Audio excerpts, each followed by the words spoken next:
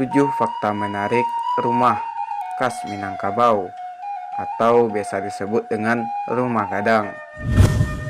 Sebelum masuk ke video, alangkah baiknya teman-teman membantu channel Talang Barwe untuk dapat berkembang dengan cara subscribe dan bunyikan tombol loncengnya agar teman-teman tidak ketinggalan video terbaru dari Talang Barwe. Yang pertama, nama lain rumah gadang. Selain rumah gadang juga dikenal dengan sebutan rumah bagonjong oleh masyarakat setempat. Julukan lain yaitu rumah Baanjuang juga kerap didengar untuk rumah gadang.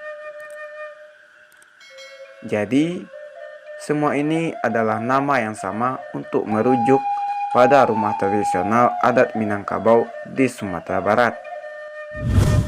2. Bentuk khas yang atraktif. Sempat tampil di balik uang koin 100 rupiah keluaran Bank Indonesia pada tahun 1970 silam. Rumah gadang punya tipe arsitektur yang serba inspiratif dan unik. Berbentuk segi empat, tidak simetris, rumah gadang memiliki desain yang sedikit milar, sedikit miring keluar. Bentuknya yang tidak tegak lurus dari rumah gadang memang dipengaruhi oleh kondisi alam wilayah Minangkabau yang dominan dengan dataran tinggi dan dataran rendah, sehingga tahan bencana alam seperti gempa. Desain atap yang khas berbentuk melengkung seperti tanduk yang runcing dan lancip. Ini juga punya fungsi yaitu supaya rumah gadang tahan terhadap curahan hujan dan tidak membebani bangunan di bawahnya. Terakhir, konsep dari rumah gadang juga bertopang pada tiang kayu yang bertumpu di atas batu datar yang kuat dan lebar, dengan ketinggian tiang hingga 2 meter. Penghuninya juga bisa aman dari serangan hewan buas pada zaman dulu. 3. Legenda rumah gadang. Bukan tanpa arti, bentuk tanduk runcing dari atap rumah gadang ternyata punya makna tersendiri. Konon, tanduk berbentuk seperti kerbau itu adalah simbol kemenangan kompetisi adu kerbau dengan seorang raja di Jawa.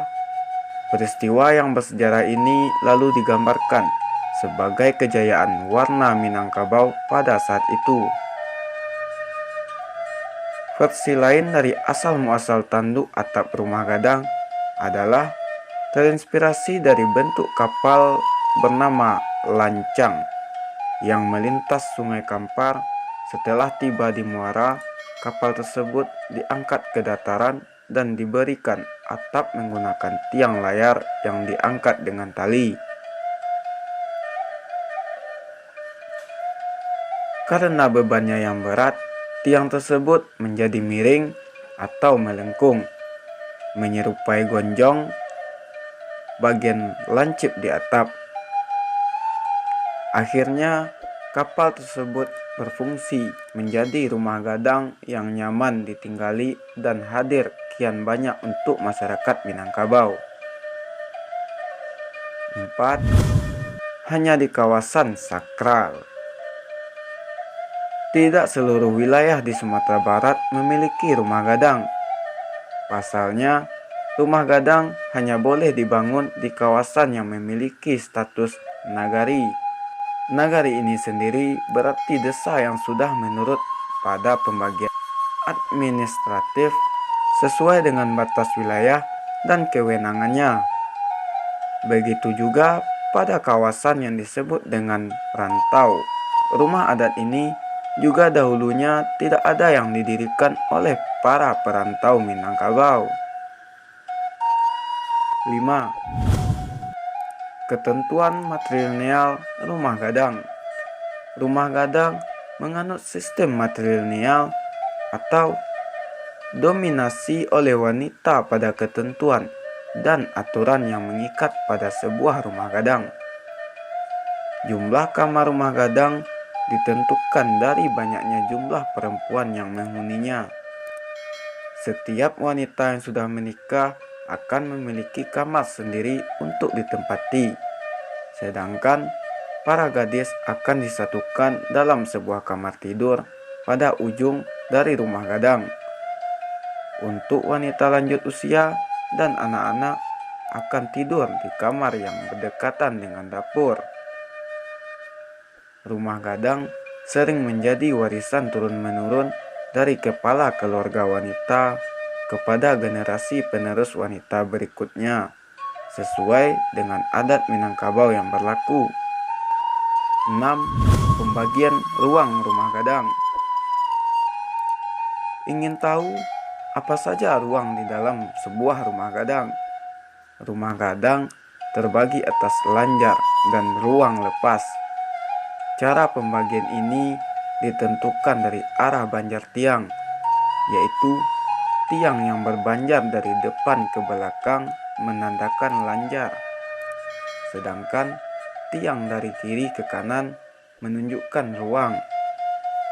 Jumlah lanjar ini umumnya berjumlah ganjil antara 3 sampai 11 ruang. Sedangkan untuk ruang lepas biasanya tergantung dari luas rumah dan tidak ditentukan jumlahnya. Secara umum, rumah gadang memiliki 2 lanjar dan 2 gonjong atau tanduk yang disebut dengan lipek pandan. Selanjutnya, rumah gadang dengan 3 lanjar dan 4 gonjong disebut balang bubuang, dan rumah gadang berlanjar 4 disebut gajah maram atau gajah terbenam. Di bagian depan, rumah gadang biasanya memiliki 2 bangunan, rangkiang atau lumbung padi. Bagian sisi ruang gadang juga memiliki anjuang atau tempat penobatan kepala adat atau pengantin. 7. Ornamen cantik rumah gadang. Dilihat dari dekat, rumah gadang penuh dengan ukiran ornamen dengan beragam motif seperti akar, bunga, daun, serta bidang 4 persegi hingga pola melingkar yang saling sambung menyambung. Ornamen ini biasanya diukir dari papan vertikal dan dilapisi dengan belahan bambu. Hasilnya adalah sebuah arsitektur megah yang punya banyak arti, fungsi, dan juga keindahan tradisional tiada duanya. Itulah 7 fakta menarik tentang rumah gadang. Tidak bosan-bosannya kami mengingatkan kepada teman-teman untuk selalu mensupport channel Talang Barue dengan cara subscribe dan bunyikan nada loncengnya agar Talang Barue tetap semangat untuk membuat video. Sekian dari Talang Barue. Salah dan janggal. Assalamualaikum warahmatullahi wabarakatuh.